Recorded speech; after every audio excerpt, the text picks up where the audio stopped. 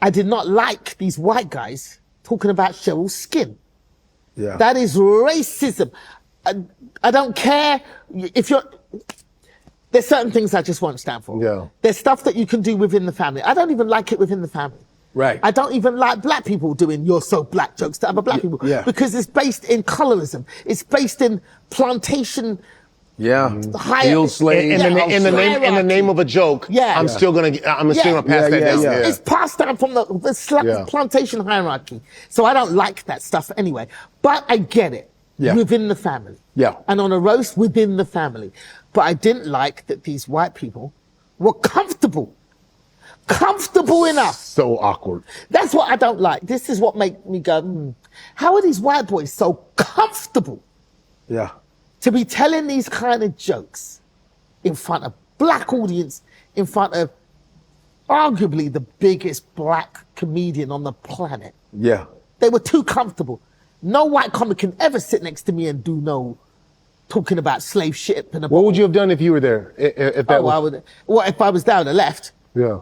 But I would not, if I'd known that Tony Hinchcliffe was going to be on that roast, I would not have been. I mean, Wanda Sykes turned it down, and I'm sure she did. Chris Rock, Wanda Sykes. Because I'm sure they were like, turned it down. You got Tony, you got the guy that was at the MAGA KKK rally. Yeah. On this roast. And he's going to go there.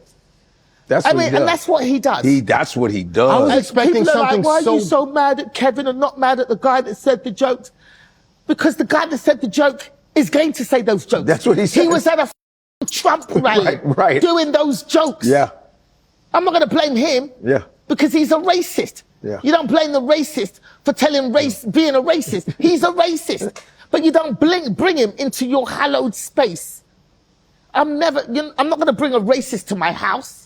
Right. And then get mad when he's racist. It felt like, I don't know if everybody else felt the same way, but I know when I watched it, I even I think I hit you up, CJ, and I was like, yo, this thing it was so flat to me. It was so awkward. Yeah. But when Cheryl Underwood stood up and she's like, do y'all know where y'all at? We in England. If you ever step out, and when I start seeing her hair fly, it took me back to I said, oh my goodness. Yeah. And I was so happy, not just because, she's the homie, but because I know she's been doing the show for so long. Yeah.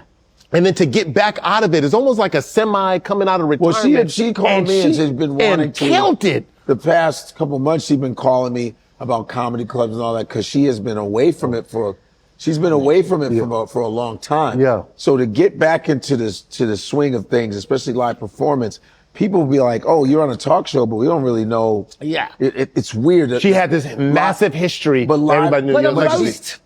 And she's from Chicago, Yeah. She's a stand-up comic. But this, and I talked to her. I think it was beneath her. I understand. You thought the roast was beneath her? I think the roast was it should have been Okay. comics who were actually friends. No doubt. It should have been a celebration of Kevin. There should have been more black comics, I think. Yeah. Yeah. There There should was have been no more. And where were the gays? They got MAGA represented. Where were the gays? Right. They're doing all these jokes about sucking each other's dicks and sitting on each other's laps and licking nipples, and The Rock is trying to get Kevin Hart to sit on his lap. But there's not a single gay there. There's no gays. Kevin's got no gay friends. There's no gay friends. Nothing. So, I didn't like that aspect of it. I did not like, because it was that George Floyd joke. I don't care. People go, it was jokes. Why can't comedians? But it was unnecessary. They got mad at Charlie Kirk. Had nothing to do with that roast. Yeah.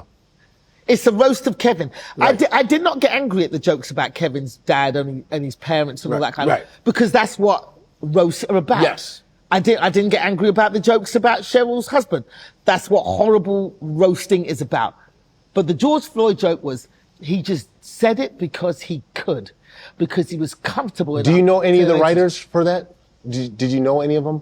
No, I know Tony Hinchcliffe. Yeah. I know. And Tony Hinchcliffe was never like that before. He was never like that before. I did. He wasn't. I used to see him at the cellar all the time. Yeah.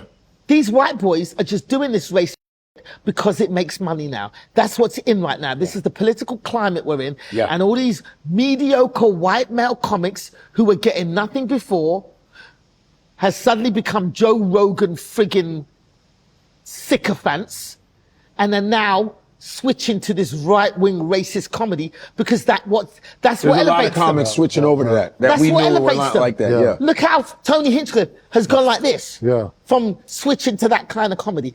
And it literally is just a money move. It's just a business move. Whether he's truly a racist or not, Yeah. who knows? I But mean, isn't that kind of the same thing too, like with Trump? the Because fact Trump he's used to willing be to like say it, considered like a Democrat and then moved. Trump used to for be around political- black people yeah. and rappers and blah blah blah. Oh, He was Trump on was always a Twitter. racist, but he was always a he racist. was always a racist. But there's racists that But- hang and the same around thing- you but now. same There's thing with- racists that hang yeah. around you now. They just know when to do it and when not. Yeah, but now the Pandora's box has been opened. Oh yeah, it's like And, and now they feel vindicated. They feel they're like they've been emboldened. They've been emboldened. no doubt.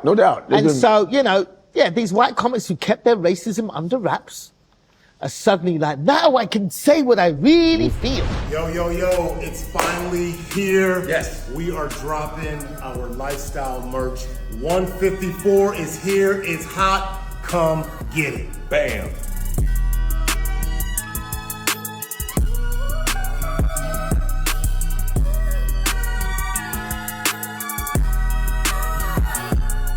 Look,